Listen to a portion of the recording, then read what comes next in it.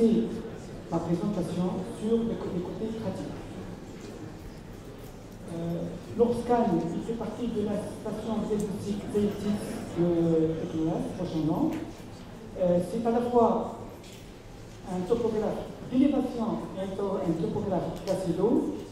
Nous savons tous, comme chirurgien réfractif, que nous avons besoin d'au moins 2 appareils pour mieux explorer la cartographie cornéenne.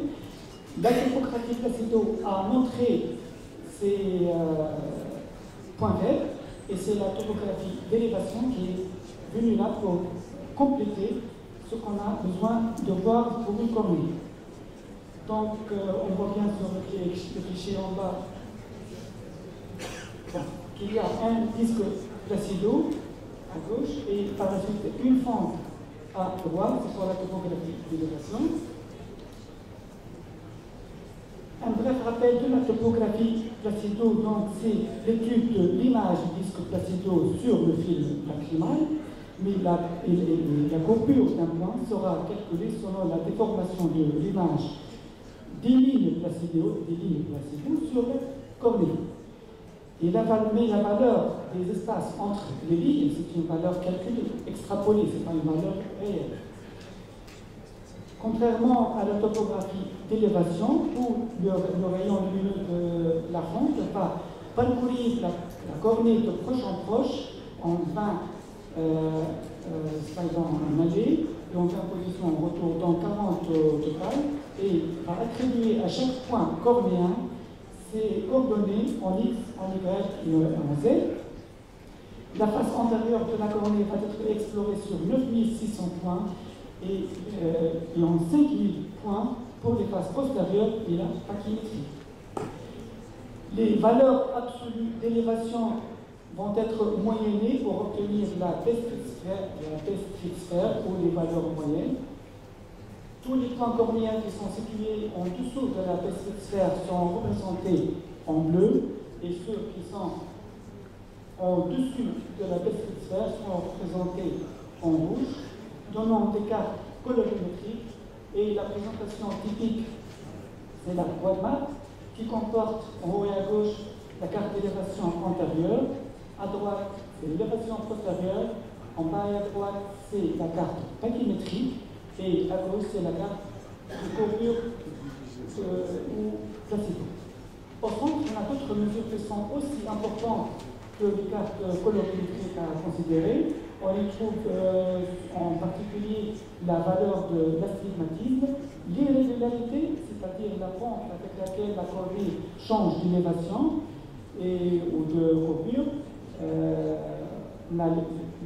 l'irrégularité à 3 mm, l'irrégularité à 5 mm. On a aussi le blanc à blanc, la taille de la pupille, et là ça dépend des conditions d'examen. Généralement, on prend la pupille photopique, ce que je fais habituellement, ou aussi on peut prendre la pupille scotopique. Le Phillips Point, le TP, qui est représenté sur la carte pachymétrique, ainsi que d'autres mesures, etc.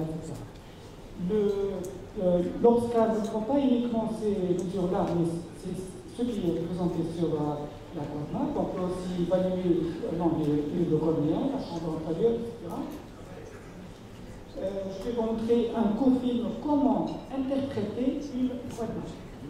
On commence tout d'abord par faire l'énantiomorphisme, c'est-à-dire faire basculer de l'œil droit à l'œil gauche pour voir la symétrie cornéenne, une cornée asymétrique, une cornée suspecte, comme dans ce cas-là.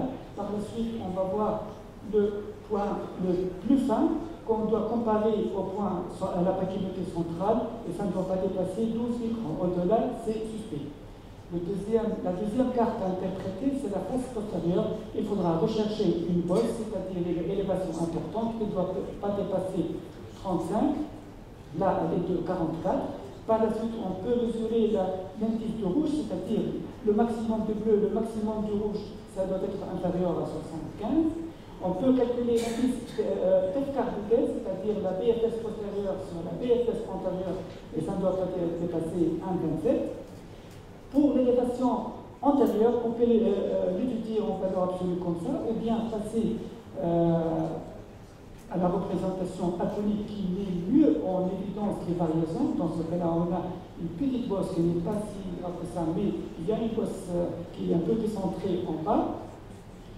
Et la troisième carte à considérer, c'est la carte placebo. On doit d'abord changer le pas des échelles, de l'échelle absolue à l'échelle personnalisée pour mieux voir les anomalies et étudier la kératométrie du point inférieur dans les 3 mm moins la kératométrie supérieure, c'est le fameux I-S qui ne doit pas dépasser une dioptrie. On peut modifier la représentation de la représentation axiale initiale à la représentation tangentielle. La représentation axiale montre mieux la cornée centrale, la représentation tangentielle mieux la cornée un peu plus périphérique. Avec l'OFSCAN, on a d'autres outils pour mieux étudier la cartographie cornéenne. Ils sont disponibles en appuyant juste une touche.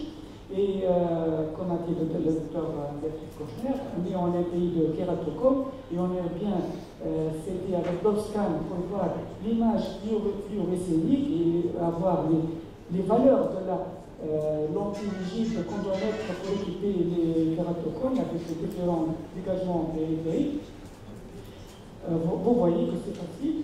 Peut-être que ça a été un peu rapide, donc je vais résumer avec cette diapo-là qui revient pratiquement tout sur la carte pachymétrique. Mais important à noter, c'est qu'on dit habituellement que la pachymétrie mesurée par OFSCAN est supérieure à la pachymétrie ultrasonique. Donc, on multiplie la pachymétrie qu'on trouve par des indices de 0,92 à 0,96. Mais personnellement, par l'expérience, je trouve que les pachymétries qu'on trouve avec l'OFSCAN, malgré que j'utilise l'indice de 0,96, est nettement inférieur aux pachymétries qu'on mesure à la main par des ultrasons. Donc, moi, je fais plus confiance à l'OFSCAN, surtout qu'il me mesure le point le plus fin. L'élévation postérieure, la DFS postérieure natique ne doit pas dépasser les 55, avec une différence, avec une élévation maximale qui ne doit pas dépasser les 40, avec un indice de rouge. Vous vous rappelez, l'indice de rouge, c'est le maximum du bleu plus le maximum du rouge qui ne dépasse pas 75. Voilà, donc les cartes kératométriques, on doit rechercher une bosse inférieure. La kératométrie maximale ou centrale ne dépasse pas les 47 dioptries. Le I-S, ce qui signifie qu'il y a une asymétrie. Quand il est supérieur à une dioptrie, ça signifie qu'il y a une asymétrie et c'est synonyme d'un kératocone suspect. De même aussi, on doit évaluer l'irrégularité quand elle dépasse les 1,5 à 3 mm. Ça veut dire qu'il y a une pente importante, une variation de courbure importante dans les 3 mm centraux et c'est suspect.